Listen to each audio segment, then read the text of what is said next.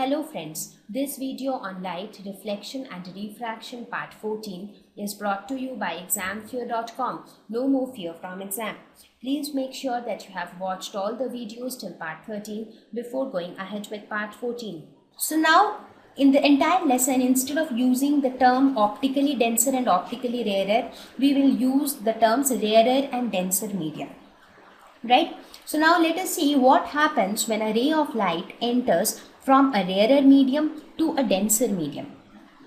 Now whenever a ray of light enters from a rarer medium to a denser medium, it always bends towards the normal. Now why does that happen? Let us look at it. Let us suppose this is medium 1 and this is medium 2.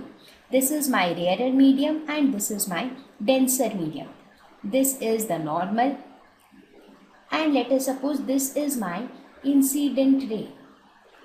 So now it will bend, that we know, but how much will it bend and how will it bend? Now from Snell's law, what do we know? We know that sin I by sin R is equal to n/1.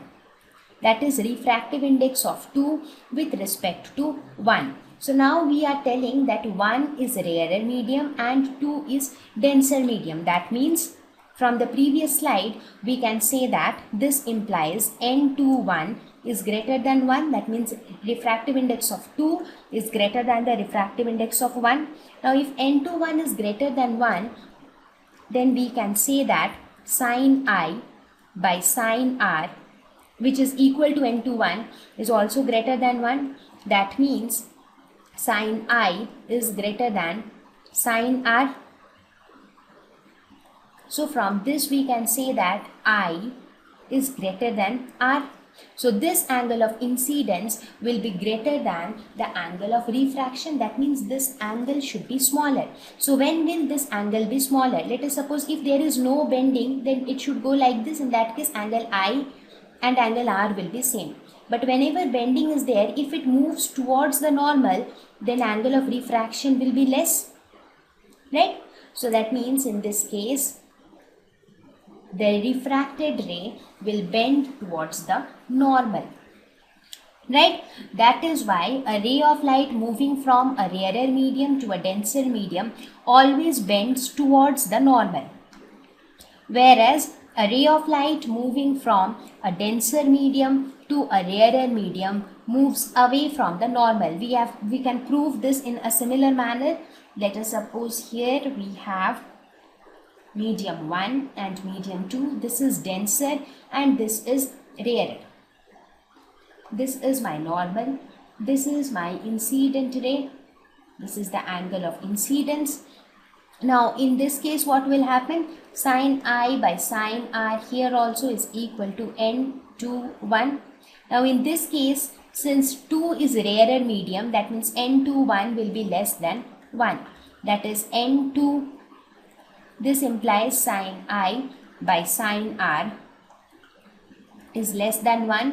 This implies I is less than 1. That means angle of incidence is less than angle of refraction. So that is possible only when this ray goes away from the normal. In that case, angle R will be greater than angle I. Right? So here in this case, the refracted ray goes away from the normal after refraction. So that means now you are getting the idea that when a ray of light enters from one medium to another medium, due to the difference in refractive index, it either bends towards the normal or it bends away from the normal. And this bending of light is known as a refraction of light. Now let us look at the phenomenon of refraction through a glass slab. What happens when a ray of light passes through a glass slab? That is, it first enters from air to glass slab, then again it moves from glass to air. That means there are two transitions. First there is a change in medium when it enters from air to glass. Again there is a change in medium when it moves from glass to air.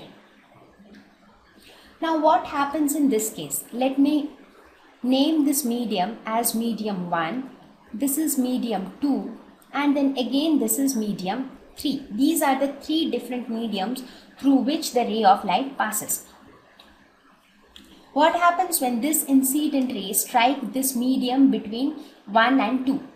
What is the normal to the medium? This is my normal to the surface, right? So this is my angle of incidence I1, and this is the refraction, because it enters from a rarer medium to a denser medium. Because which is a denser medium? Because the refractive index of air is 1 and the refractive index of glass is greater than 1. So glass is a denser medium than air, right? So it is entering from a rarer medium to a denser medium, so it bends towards the normal, and then again it moves straight. Again it reaches at this point when it enters from a denser medium to a rarer medium. So what it does, it goes away from the normal. So in this case, the angle of incidence is I2 and the angle of refraction is R2. So what do you see? This was your incident ray which entered the glass slab, and this was the ray which emerged out from the glass slab. So this ray is known as the incident ray because it was incident on the glass slab. This ray is known as the refracted ray, and this ray which comes out of the glass slab is known as the emergent ray. Now, what do you see? You observe one interesting thing, that if you assume that there had been no glass slab, had there been no glass slab, your incident ray would have moved straight like this. Now, if you see, if there would have been no glass slab and if somebody would have observed, he would have observed this incident ray, right? But now if you place a glass slab, the ray which is coming out is this emergent ray, and this emergent ray will be visible to somebody who is observing it.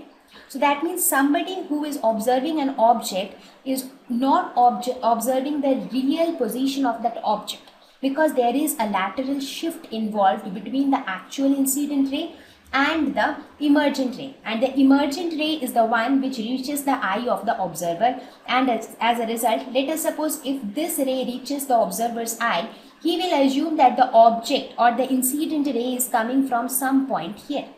So that means, but actually the incident ray's source is here. So the person will observe this point. So the person will think that the source of the incident ray is here, and this is the result. Why? Because of this change in medium, or because of the phenomenon of refraction, we often do not observe the actual position of the object.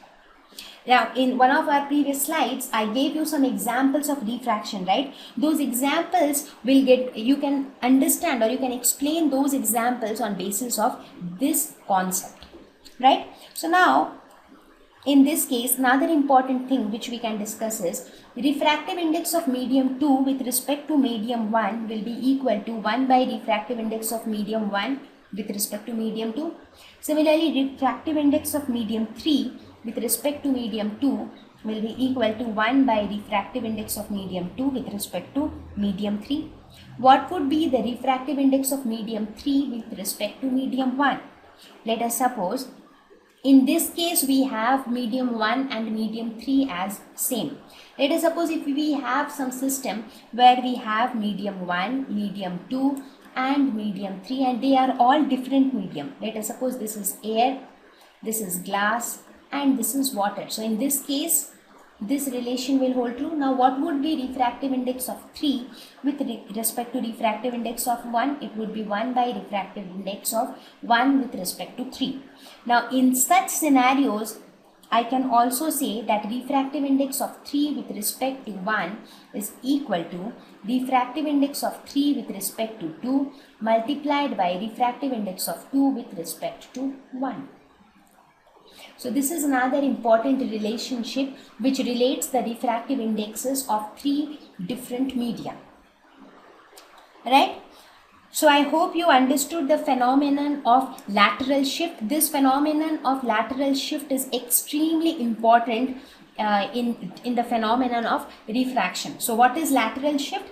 Lateral shift is the phenomenon in which the emergent ray shifts laterally from the actual incident ray, right? This is the phenomenon of lateral shift due to the phenomenon of refraction, right? So now let us discuss the same examples once again, that why did all these things happen. Now let us look at the first example.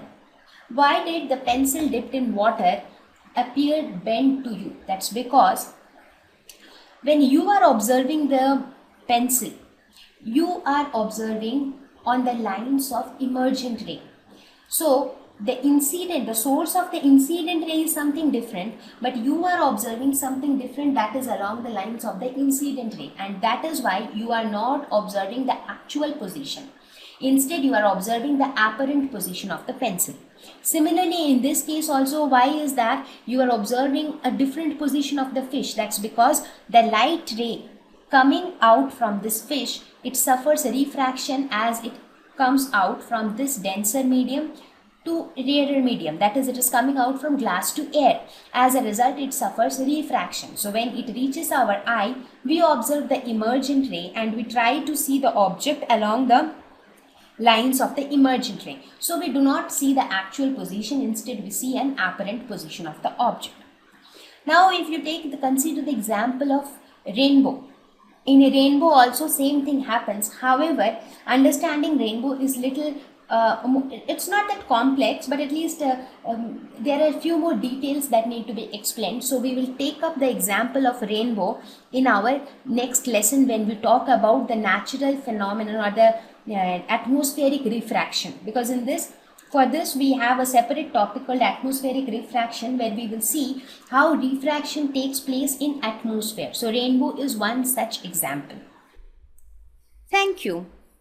Please visit examfear.com to watch free educational videos, try free online tests, get the best quality study materials, study from the best tutors and mentors, and much more.